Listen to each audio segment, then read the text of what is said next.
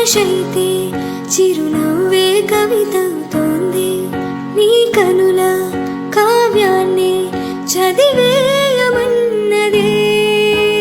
నీ వలనే ఇదిలా అవుతోందే నా మాటే వినదే.